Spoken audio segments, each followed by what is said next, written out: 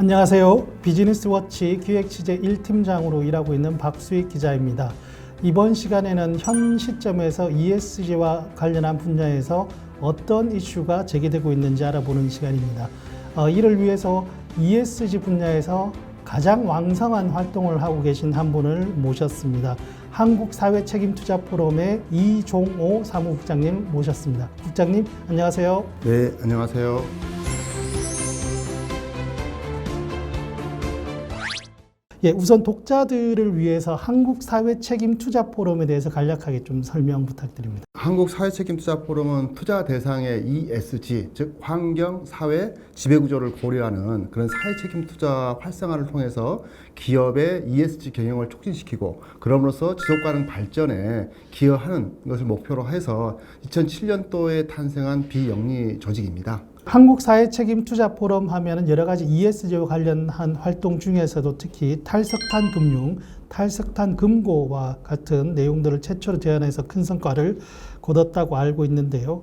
이 탈석탄 정책이 무엇이고 왜 해야 되는지 좀 설명을 부탁드립니다. 2015년에 파리 기후 협정이 체결된 바 있습니다. 그때의 핵심 내용은 금세기 말까지 지구 평균 온도 상승을 산업화 이전 대비 2도씨보다 훨씬 아래로 제한하고 1.5도씨까지 제한하기 위해 노력한다. 이런 내용이었습니다. 파리 기후협정 체결은 바로 이런 지속가능성 위협에 대한 그 인류의 다급한 대응의 한 일환이라고 볼 수가 있는 거고요. 그렇지만 2도씨 이하 부분도 굉장히 안일한 대응이라고 볼 수가 있거든요. 그래서 2도씨 이하가 아닌 그 1.5도씨를 IPCC, 즉 기후변화에 대한 정부 간 협의체 에서는 그 기후위기로 인한 파국을 막기 위해서 지구 평균 기온 상승을 1.5도씨 이하로 제한해야 한다라고 굉장히 엄중 경고합니다. 세계 이산화탄소 배출량을 2030년까지는 2010년 대비 45% 수준으로 줄이고 2050년까지는 순제로 배출, 즉 넷제로, 즉 탄소 중립을 달성을 해야 한다고 제시를 하고 있습니다. 이런 탄소 중립 달성을 위해서는 탈석탄을 통한 에너지 전환이 핵심이라고 볼 수가 있는 거죠. 온실가스를 대규모로 배출하는 석탄 발전과 기후변화 대응은 사실은 절대로 공존할 수가 없는 겁니다. 그래서 2050년 탄소 중립을 위해서 OECD 국가와 EU 국가들은 2030년 안에 모든 석탄 발전소를 폐지해야 한다. 이것은 바로 기후과학의 명령인 것이죠. 네, 말씀을 들어보니까 탄소 중립으로 가기 위한 핵심 중에 하나가 바로 탈석탄이다.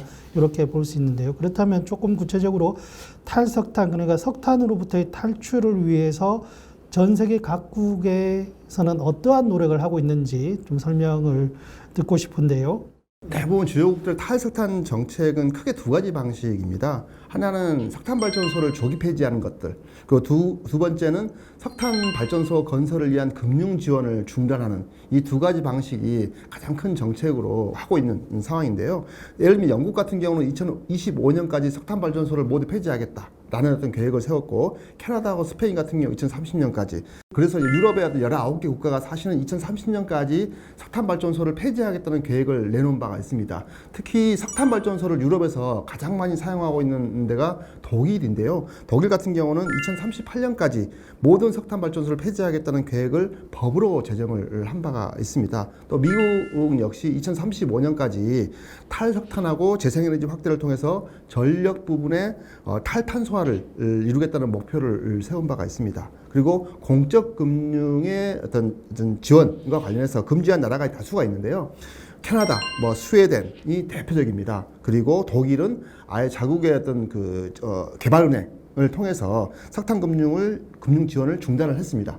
일본도 석탄 화력 발전소에 대한 공적 금융 기관의 지원을 원칙적으로 좀 금지하는 인프라 시스템 해외 전개 신전략을 발표한 바가 있습니다. 그렇다면 이러한 흐름을 우리나라도 또 무시할 수가 없을 것 같고요. 우리나라 정부나 민간 회사들이 탈석탄 정책을 위해서 어떤 움직임을 보이고 있는지 설명을 부탁드립니다. 우리나라는 문재인 정부 출범과 동시에 석탄화력 발전소 건설 허가를 중단을 한 바가 있습니다. 그리고 노후 석탄 발전소 10기를 조기에 폐지한 바가 있습니다. 그리고 최근에 P4G 정상회의에서 문재인 대통령이 개회사를 통해서 해외 신규 석탄 발전소에 대한 공적 금융의 지원을 중단하겠다라고 천명을 한 바가 있습니다. 근데 하지만 그러니까 우리나라는 국가적으로 탈석탄 로드맵을 아직 마련하고 있지 않습니다. 특히 이제 문재인 정부 이전에 허가가 난 석탄 발전소가 있거든요. 신규 석탄 발전소가 있는데 예를 들면 삼척 석탄 발전소 그리고 강릉 안인 석탄 발전소 이런 어떤 것이 현재 공사 중에 있고요. 이는 사실은 2050년 탄소 중립이라는 탄소 중립 달성과 관련해서 비교해 보면은 진정성을 사실은 의심받고 있는 부분인 거고요. 또 특히 국내 환경 단체들의 굉장히 거센 비판을 좀 받고 있는 상황입니다. 한국 사회책임투자포럼이 국내 최초로 2018년도에 사학연금과 공무원연금을 탈석탄 금융 선언을 유도한 바가 있습니다. 그리고 P4G 정상회의 전에 탈석탄을 선언한 금융기관이 국민연금 포함해서 총 91개에 달합니다. 그렇다면 탈석탄을 선언했다라는 의미가 구체적으로 어떤 행동을 앞으로 해야 된다는 것인지 그런 룰들이 있나요? 룰들을 어떤 하나의 규정을 해놓은 것은 아니지만 일단 저희가 제시한 최소한의 어떤 가이드라인 또는 규정이 좀 있습니다. 필수사항과 권고사항으로 나누고 있는데요. 필수사항에 대해서는 첫 번째, 향후 국내외 석탄발전소 건설을 위한 프로젝트 파이낸스에 참여하지 않는다.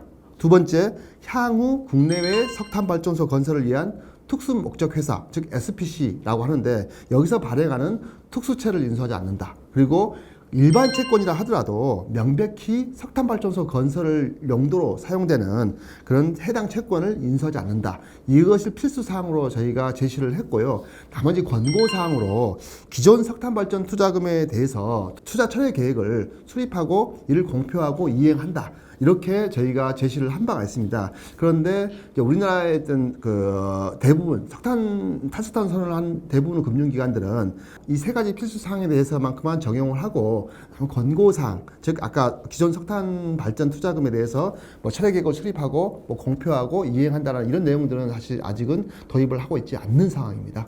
방금 말씀하신 것 중에서 보면 국민연금도 최근 탈석탄 선언을 했다라는 내용을 말씀해 주셨는데요. 국민연금이야말로 우리나라 최대의 큰 손이긴 한데 국민연금의 탈석탄 선언은 구체적으로 어떤 내용이고 앞으로 좀 보완해야 될 과제가 무엇인지 마지막으로 좀 설명 부탁드리겠습니다. 저희는 기본적으로 이제 국민연금의 탈석탄 선언을 비록 늦었지만 좀 환영을 좀 하고 있는 상황이고요. 근데 앞으로 이제 국민연금이 탈석탄 선언의 이제 범위를 어떻게 규정할 것이냐. 그리고 각 자산군, 주식, 채권, 대체 투자 이런 것들이 있는데 그리고 또는 국내냐, 해외냐 또는 그런 지역별로 어떻게 적용해 나갈지에 대한 문제가 남아 있습니다. 제가 볼 때는 해외 주식하고 채권 그리고 대체 투자의 경우에는 즉각적인 투자 철회가 가능하다고 저는 판단을 하고 있거든요. 다만 국내에 대해서는 주식과 채권에 대해서 투자 처리가 쉽지 않습니다. 그러니까 시장에 미치는 영향이 클 수밖에 없기 때문이거든요. 투자 배제보다는 투자 비중 제한 방식이라는 것이 가장 합리적일 수 있다라고 생각을 하고 있고 여기에 대해서 국민연금에 제안을 좀 하고 있는 상황입니다. 또 투자 비중 제한 방식을 채택했을 때 전제는 국민연금이 적극적인 기업 관여 활동을 통해서 석탄 발전 중심의 해당 회사를 재생에너지 등 친환경 발전으로 유도하고 전환시키는 역할을 해야 된다는 전제 내에서 투자 비중 방식을 제안을 하고 있습니다. 국민연금이 앞으로 어떤 방향으로 나갈지 한번 지켜봐야 되겠습니다.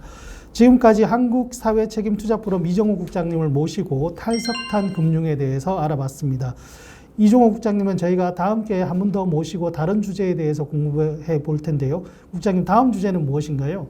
네, 그린워싱에 대해서 말씀드리도록 하겠습니다. 예, 그린워싱 다소 생소한 주제인데 다음 시간에 구체적으로 알아보겠습니다. 오늘 감사합니다. 네, 감사합니다.